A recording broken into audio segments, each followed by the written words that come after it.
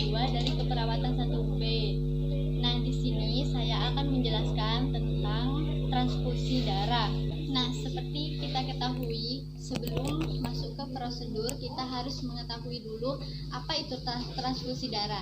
Transfusi darah di sini yaitu adalah tindakan yang dilakukan untuk memberikan produk darah atau komponen-komponen darah yang dibutuhkan oleh pasien dari donor darah yang sesuai kepada pasien sebagai resipien. Transfusi darah di sini yang bertujuan sebagai 1. Untuk mengoreksi anemia pasien, 2.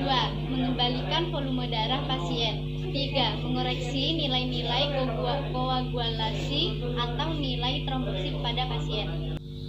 Nah, sekarang kita masuk pada alat dan bahan yang digunakan pada transfusi darah. Alat pertama yang dibutuhkan yaitu produk darah. Yang kedua, blood set. Yang ketiga, cairan infus. Yang keempat, handscoon steril. Yang kelima adalah tempat urin. Tempat urin di sini yaitu berfungsi sebagai tampungan sebagian urin untuk mengidentifikasi apabila terjadi reaksi transfusi pada pasien. Dan di sini ada nirbekan atau bekok. Di sini berfungsi sebagai tempat sampah sisa medis sementara. Nah, sekarang kita akan masuk ke prosedur transfusi darah. Yang pertama-tama yaitu periksa instruksi dokter. Kondisi pasien, berapa banyak darah yang akan dibutuhkan oleh pasien, golongan darah pasien, riwayat transfusi pasien, riwayat alergi pasien, dan riwayat reaksi transfusi pada pasien. Yang kedua, periksa ketersediaan darah di bank darah dengan darah yang dibutuhkan oleh pasien. Yang ketiga, identifikasi pasien dengan melihat kecocokan untuk darah yang dibutuhkan dan jelaskan prosedur, tujuan, manfaat transfusi, lama waktu transfusi, produk darah, dan hasil yang diharapkan melalui pengisian inform consent. Dan jangan lupa tekankan perlunya pasien untuk segera melaporkan gejala yang tidak biasa selama atau setelah transfusi. Yang keempat, kemudian ambil darah ke bank darah, lakukan identifikasi produk darah yang dibutuhkan dengan petugas bank darah yang meliputi 1. Nomor identitas, nama pasien, kelompok dan tipe darah, tanggal kadaluarsa, kompatibilitas, warna darah yang tidak normal, bekuan, dan sisa udara. Nah, setelah itu, yang kelima, setelah produk darah sampai di ruangan, lebih baiknya identifikasikan kembali bersama 2 orang perawat yang meliputi nomor identitas, kelompok dan tipe darah, tanggal kadaluarsa, kompatibilitas, nama pasien, warna darah yang tidak normal, bekuan, dan sisa udara.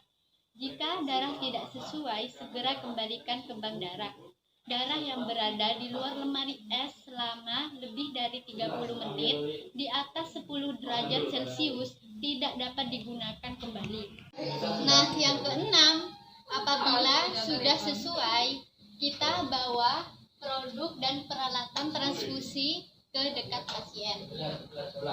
Yang ketujuh, instruksikan pasien untuk buang air kecil terlebih dahulu, serta bantu kembali ke posisi yang nyaman.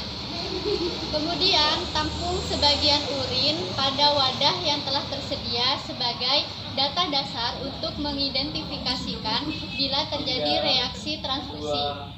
Nah, yang kedelapan, jangan lupa jaga privasi pasien. Dan yang ke-9, cuci dan keringkan tangan. Ke-10, periksa tanda-tanda vital pada pasien yang meliputi frekuensi nadi, frekuensi pernafasan, tekanan darah, dan suhu tubuh. Dan jangan lupa dicatat.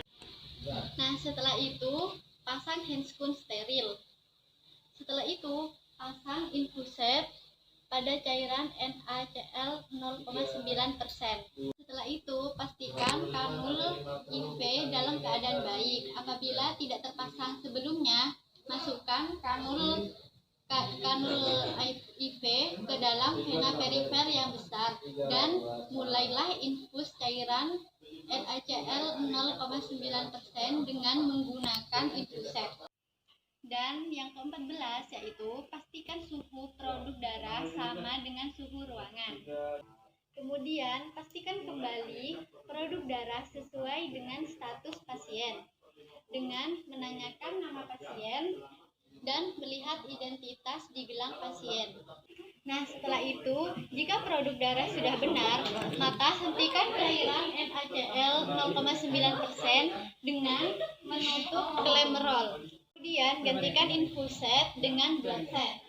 Kemudian mulai alirkan produk darah secara perlahan dengan kecepatan 25-50 ml per jam selama 15 menit pertama. Tetaplah bersama pasien selama 15 menit pertama. Periksa tanda-tanda vital pada pasien selama 15 menit selama 30 menit pertama. Dan tingkatkan kecepatan aliran produk darah bila tidak ada reaksi. Kecepatan harus tetap berada pada batas normal. Nah, jika terjadi reaksi transfusi, hentikan transfusi dan mulai alirkan kembali ke NaCl 0,9%. Laporkan hal yang terjadi kepada dokter untuk tindakan kolaborasi.